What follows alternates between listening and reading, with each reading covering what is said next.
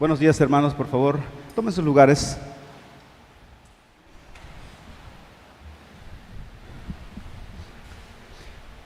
En el año 1675, un hombre puritano inglés llamado John Bunyan fue apresado por predicar el Evangelio y lo metieron a la cárcel.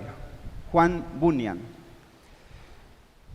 estuvo en la cárcel y cuando llegó allí, en vez de poner una demanda y apelar y todo eso, dijo: Dios me mandó aquí, a este lugar, para estar más tranquilo, porque quiero escribir para la edificación del pueblo de Dios.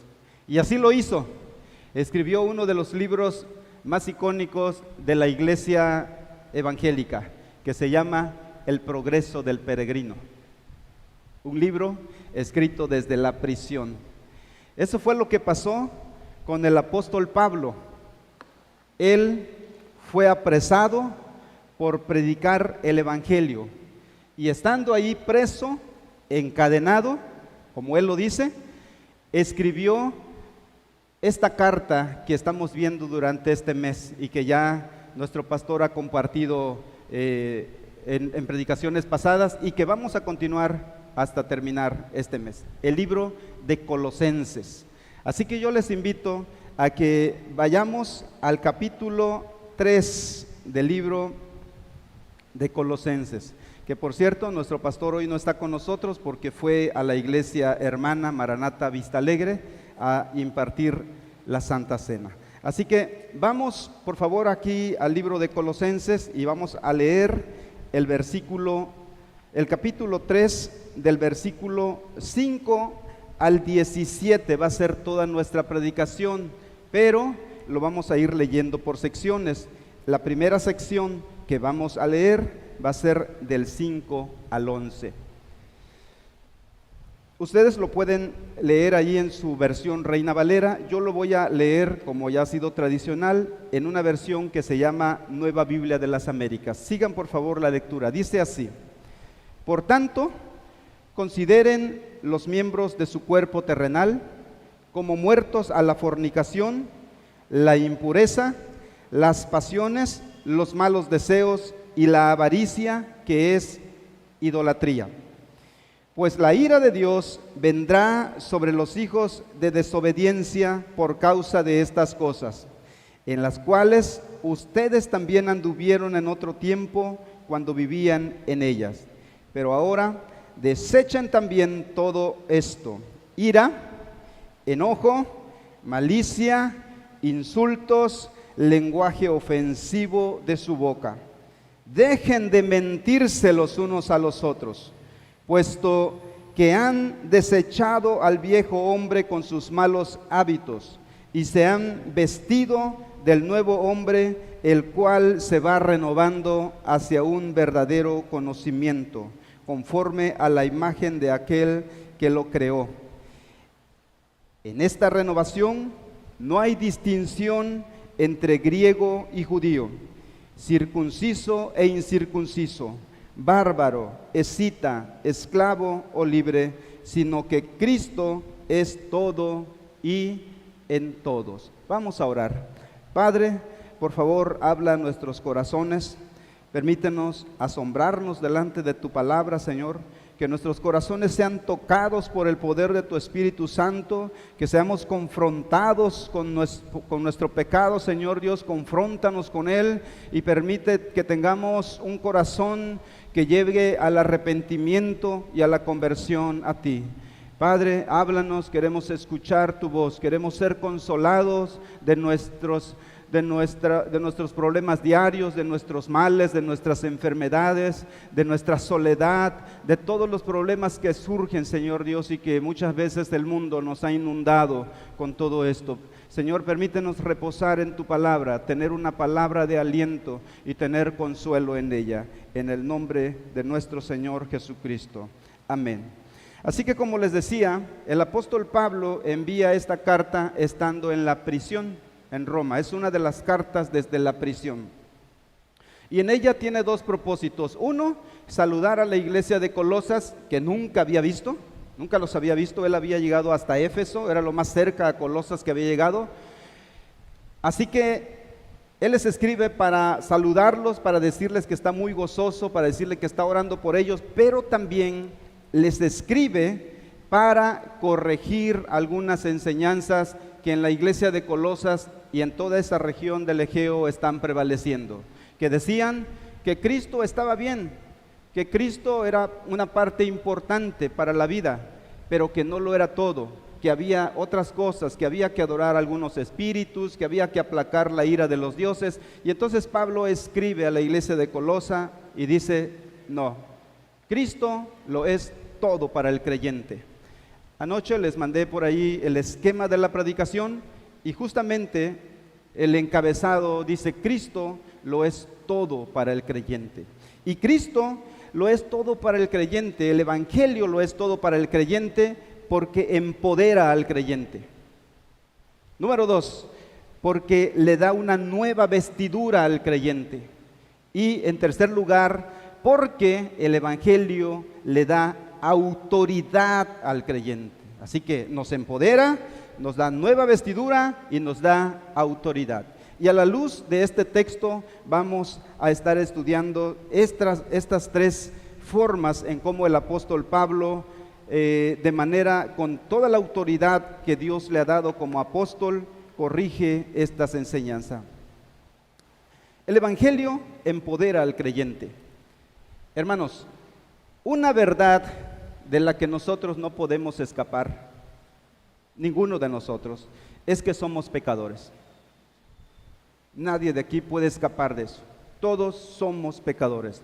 Nuestra naturaleza está inclinada al pecado. No importa cuánto te empeñes por vencer tus vicios, no importa cuánto te empeñes por vencer tus malos hábitos, nuestra tendencia pecaminosa siempre nos va a llevar lejos del Señor. Esa es una verdad que en toda la Biblia lo proclama, el pecado del hombre, nuestra incapacidad por acercarnos a Dios. Pero esta condición nos puede llevar a dos polos. El primer polo es al desánimo, desanimarte y decirte: bueno, pues ¿para qué lo hago si no voy a poder hacerlo? Y eso habla, a ese polo llegamos cuando nosotros vemos nuestro pecado. Siempre estamos viendo nuestro pecado y entonces nuestras faltas recurrentes nos desanima y hace que nos decepcionemos de nuestra propia capacidad. El otro polo a donde podemos ir cuando sucede esto es al polo de la confianza excesiva. Esta confianza excesiva se produce cuando solamente estamos viendo el amor de Dios. No, pues yo soy bien mal hablado, pero pues Dios me ama. Pues yo soy bien iracunda, pero Dios me ama. Y entonces eso es una confianza excesiva. Ambas cosas, esta en particular, esta segunda, nos lleva a sentir un desprecio por la ley de Dios, por la ley moral. Porque decimos: pues, ¿para qué? Si Dios me ama, puedo vivir en pecado, Dios me ama, Él es misericordioso. Y entonces esto nos va a llevar entonces a sentir un desprecio por la ley de Dios. Cualquiera de estos dos polos son formas pecaminosas. Son formas pecaminosas porque en el fondo, ya sea el desánimo que está enfocado en mi debilidad o la confianza excesiva que solamente ve el amor de Dios, ambas cosas desprecian el evangelio. Porque el evangelio nos enseña que tenemos que luchar a brazo partido contra nuestro pecado, pero con la confianza puesta en Jesucristo. La lucha contra nuestro pecado, y esa es una primera idea que tenemos que tener clara el día de hoy, si es que ya se nos olvidó. La lucha contra nuestro pecado es real y lo debemos de tomar en serio. Cada uno de nosotros, cada uno de ustedes tiene que tomar en serio la lucha contra la lujuria, la lucha contra el egoísmo, la lucha contra el orgullo, la lucha contra la ira. Es algo real, de verdad es algo real y está en nuestra conducta. Y entonces el Evangelio nos enseña que somos responsables delante de Dios por ello. Ya sea inmoralidad sexual, como lo dice en el versículo 5, ya sea inmoralidad sexual, ya sea avaricia, ya sea idolatría, como lo leemos ahí en el versículo 5, o ya sea ira, enojo, malicia, blasfemia, palabras deshonestas, mentira, como lo leemos en el versículo 8 y 9. Todos estos pecados son una realidad en nuestra vida y luchamos contra ellos, pero confiando en el poder de Jesucristo. Todas estas cosas, hermanos, ofenden la santidad de Dios y atraen la ira de Dios. Así como el imán atrae el hierro, así el pecado atrae la ira de Dios. Dice el versículo 6 en su texto: pues la ira de Dios vendrá sobre los hijos de desobediencia por causa de estas cosas, en las cuales ustedes también anduvieron en otro tiempo cuando vivían en ellas. Éramos polos de atracción de la ira de Dios cuando nos encontramos sin Cristo. Pero ahora estamos escondidos en Cristo. Este concepto de estar escondido en Cristo. ¿Alguien de aquí pudiera prestarme un billete de 100 pesos, de 500, de 1000? No crea que estoy cobrando, es solamente un billete. El que tenga un billete, de la denominación que sea. Nosotros tenemos que entender que estamos escondidos en Cristo. Nadie trae puro cheque. ¿Sí? Ok, a ver. Está bien. Dice la Biblia, y eso lo vamos a encontrar en el versículo 1 del capítulo 13, que estamos escondidos en Cristo. Entonces yo agarro este billete y lo escondo en este libro. El destino de este libro será el destino del billete. Si yo olvido este libro aquí, el billete quedará aquí. Si yo me lo llevo en el camión, el billete irá en el camión. Si yo me lo llevo a la casa, el billete irá a la casa. El billete irá a donde vaya el libro, porque está escondido en el libro. Nosotros como creyentes, como cristianos, estamos escondidos en Cristo. Y a Cristo le está reservada la gloria eterna. Y ese es tu destino. Por eso decimos que el Evangelio te da poder, te empodera. El Evangelio te empodera para luchar contra tu pecado, pero confiando en Jesucristo.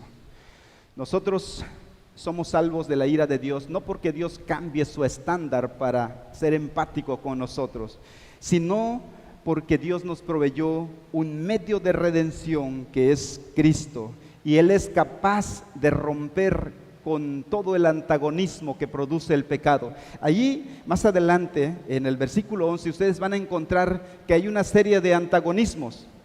El antagonismo es una lucha, es una contradicción. Y entonces los antagonismos que tenemos ahorita actualmente sería pues la clase obrera contra los dueños de los medios de producción, otro antagonismo, los ricos contra los pobres, y así. Dice el apóstol Pablo, aquí describe todos los antagonismos, dice que hay griegos y judíos, unos dicen que son mejores que otros, y luego también están los que están circuncidados y los que no están circuncidados. Y entonces lo que dice el apóstol Pablo es que todo eso nos va dividiendo, que el pecado nos divide, el pecado causa antagonismo, pero Jesucristo une a todos. Dice la última parte del versículo 11 que Cristo es todo en todos. El Evangelio nos empodera para luchar decididamente contra nuestro pecado. Si has dejado de luchar contra algún pecado, contra algún vicio, contra algún mal hábito, toma hoy la decisión de seguir luchando. El Evangelio te da el poder para hacerlo. Y estás escondido en Cristo, y eso te da todo el poder para luchar, seguir luchando contra tu pecado. La segunda cosa es que el Evangelio otorga una nueva vestidura al creyente. Versículo 12. Quiero que leamos desde el versículo 12 hasta el versículo 15.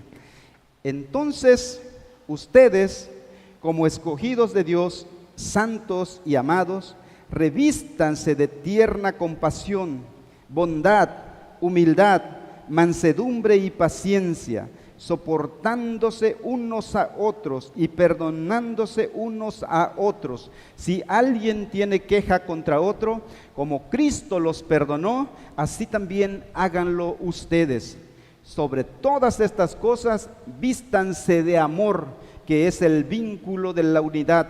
Que la paz de Cristo reine en sus corazones, a la cual en verdad fueron llamados en un solo cuerpo, y sean agradecidos. Si usted tiene la Biblia Reina Valera, el versículo 12 empieza diciendo vestíos, vestíos. Y este término vestíos, muchas veces al leerlo, nosotros lo tomamos como un imperativo.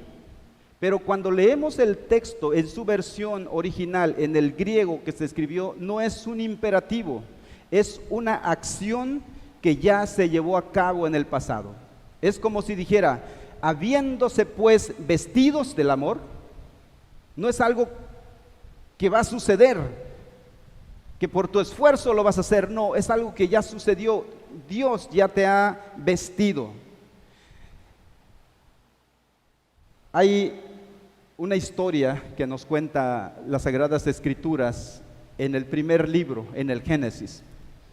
Dice que el hombre había pecado y entonces Dios descendió y gritó, Adán, Adán, ¿dónde estás tú?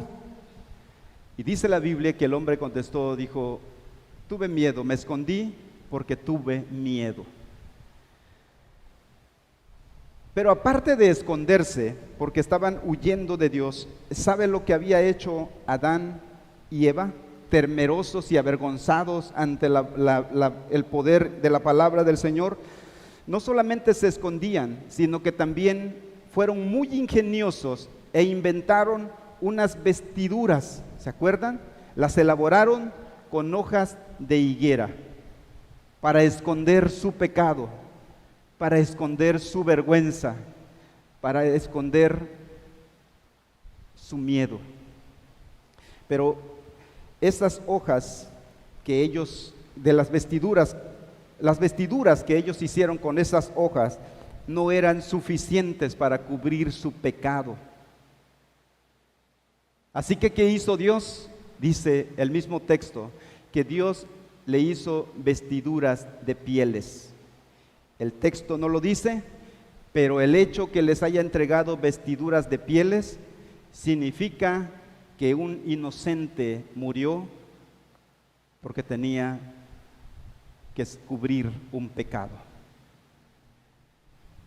Hermanos, todo el tiempo nosotros andamos como Adán y Eva, huyendo de Dios, con miedo y temor. Nos fabricamos todo el tiempo vestiduras de hojas de higuera. Todo lo que hacemos, nuestros emprendimientos,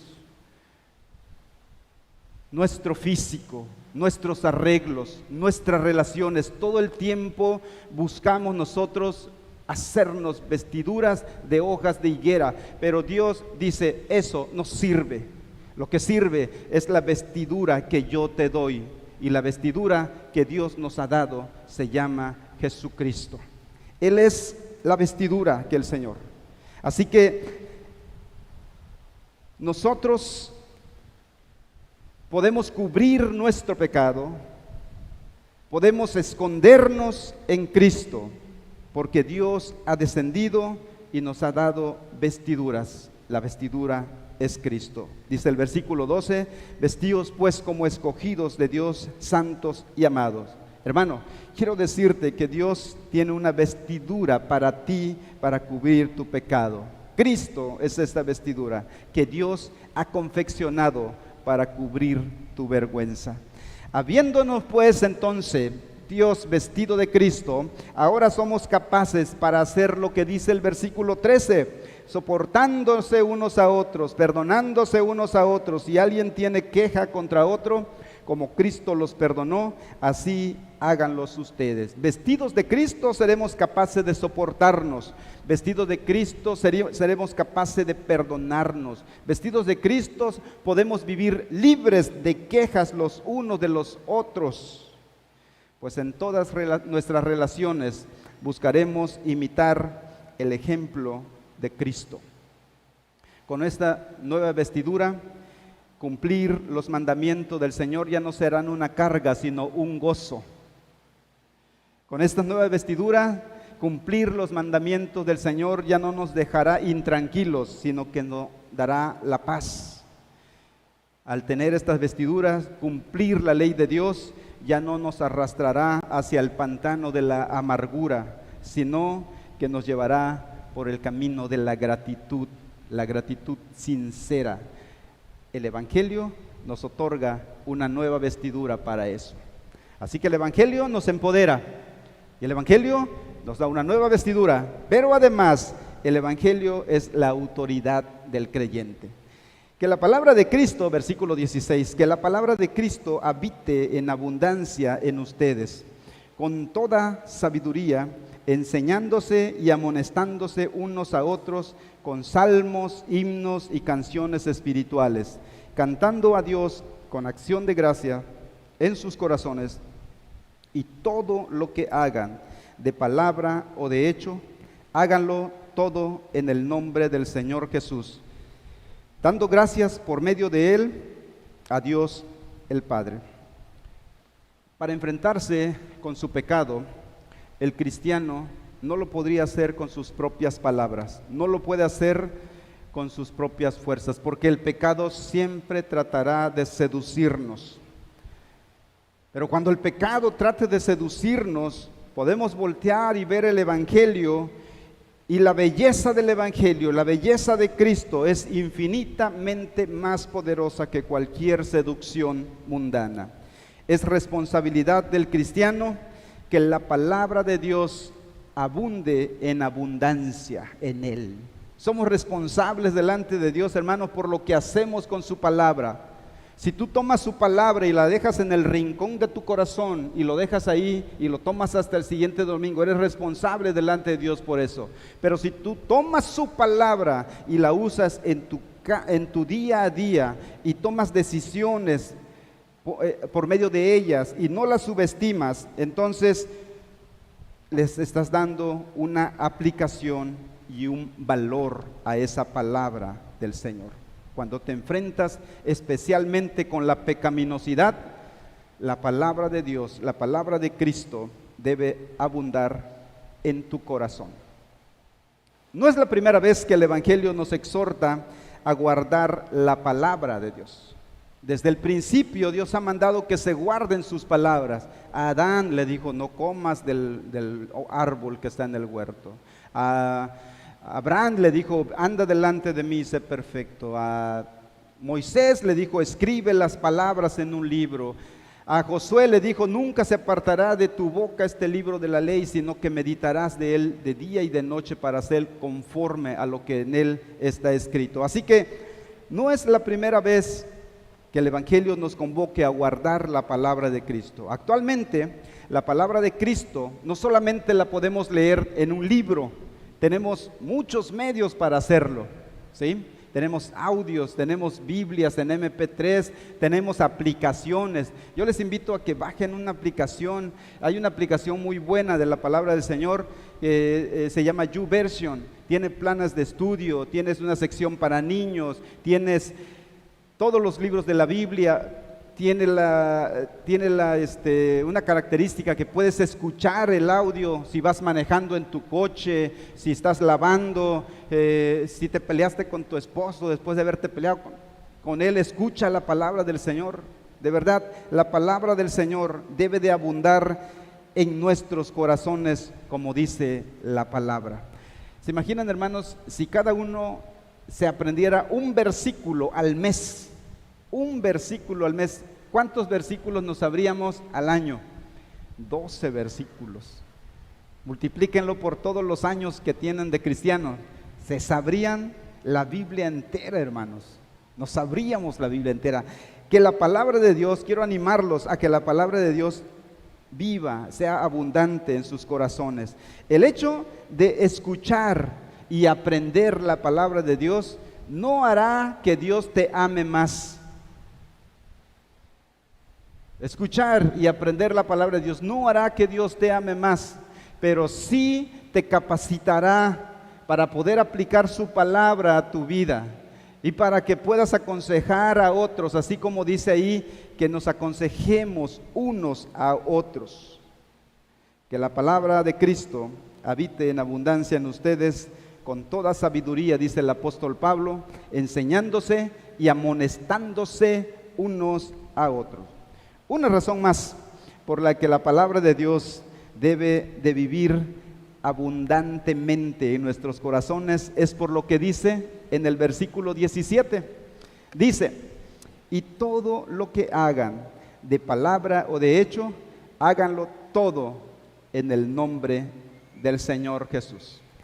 Y cuando nosotros decimos que vamos a hacer algo en el nombre de Jesús, creemos equivocadamente que solamente tenemos como un cliché o como un eslogan agregar eso: en el nombre de Jesús voy a hacer este negocio, en el nombre de Jesús hice esta oración, en el nombre de Jesús voy a pintar mi casa, en el nombre de Jesús voy a comprar mi coche. No es así.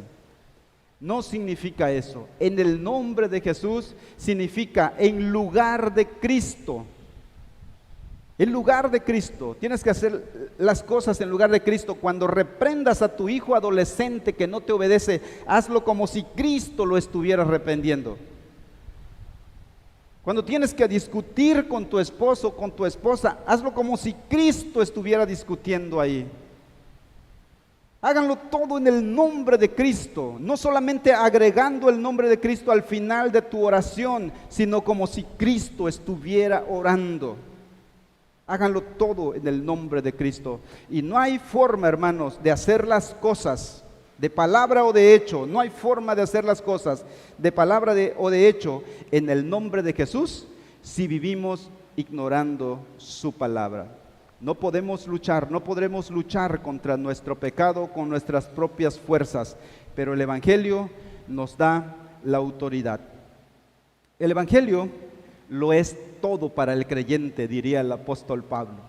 El Evangelio lo es todo para el creyente porque nos da poder.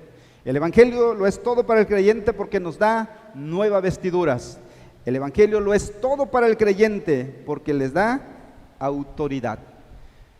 Termino con una historia. Hay un poeta griego de nombre Homero. Él ha escrito, tiene varios libros escritos, pero uno de los más importantes, uno se llama la Ilíada, que es la que narra la guerra de los aqueos contra Troya. Y el otro se llama la Odisea, que es el que narra el regreso de Ulises de Troya a Ítaca. Ulises tenía que pasar por un lugar donde era la isla de las sirenas, y entonces, por recomendación de un personaje de la novela que se llama Circe, le dice: cuando pasen por esta isla, dile a tus hombres que se pongan cera en los oídos, y tú, si quieres escuchar el canto de la sirena, porque es algo bellísimo, átate al mástil del barco, pero que no te desaten, porque el que es seducido por el canto de la sirena llega a la isla y es despedazado, muere. Así lo hizo Ulises. Le puso cera en los oídos de sus compañeros y les dijo: amárrenme fuerte al mástil porque yo sí quiero escuchar el canto de las sirenas, pero me van a seducir. Así que lo amarraron en el mástil del barco. Y cuando pasaron por la isla de la sirena, era tan bello el canto de la sirena que Ulises sentía que se moría de deseo por descender del barco, pero estaba atado en el mástil. Y tanto más intentaba desatarse, sus compañeros lo amarraban más fuerte. Y así logró pasar la isla de las sirenas. Pero hay otro personaje menos conocido que se llamaba Jasón, también de la mitología griega. Este Jasón también tenía que pasar por la isla de las sirenas, pero él usó una estrategia diferente. No utilizó cera, ni se amarró en el mástil del barco. Él le dijo a Orfeo, el mejor músico de la mitología griega, a Orfeo le dijo: quiero que me acompañes en mi viaje y llévate tu lira. Y cuando pasaron por la isla de las sirenas, le dijo Jasón a Orfeo: toca tus más hermosas melodías. Y entonces las sirenas estaban cantando y Orfeo estaba tocando, pero la melodía de Orfeo era tan hermosa y tan bella que opacó por completo el canto de las sirenas. En nuestro camino, hermanos, al atravesar por la seducción que el pecado nos ofrece, y cuando escuchemos la seducción del pecado seduciendo nuestros corazones, podemos usar esta estrategia de atarnos con el moralismo, pero nos dejará una gran insatisfacción. La invitación es que volteemos a ver, cuando la seducción del pecado llegue a nuestro corazón, volteemos a ver la belleza de Cristo y la belleza del Evangelio. Les puedo asegurar que prevalecerá en nuestros corazones. Vamos a orar. Señor, perdónanos porque en mucho tiempo algunos hemos dejado de luchar contra nuestros vicios y pecados. Algunos nos hemos desanimado y otros hemos tenido una confianza excesiva en tu gracia. Perdónanos por abusar de ella. Hoy recordamos que el Evangelio nos da poder sobre el pecado. Señor, también te pedimos que nos perdones porque en muchas ocasiones, Señor, olvidamos que tenemos nuevas vestiduras en Cristo. Perdónanos por ello, Señor. Perdónanos también porque en muchas ocasiones tu palabra no la consideramos como realmente valiosa para nuestra vida y no abundamos en su conocimiento. Hoy, Señor Dios, delante de ti rendimos nuestros corazones y te pedimos, Señor, que te manifiestes en nosotros, que nos permitas confrontar, Señor, enfrentar valientemente nuestro pecado con tu poder y que la belleza del Evangelio, Señor, pueda apagar cualquier seducción mundana que haya en nuestro corazón. Por nuestro Señor Jesucristo oramos. Amén.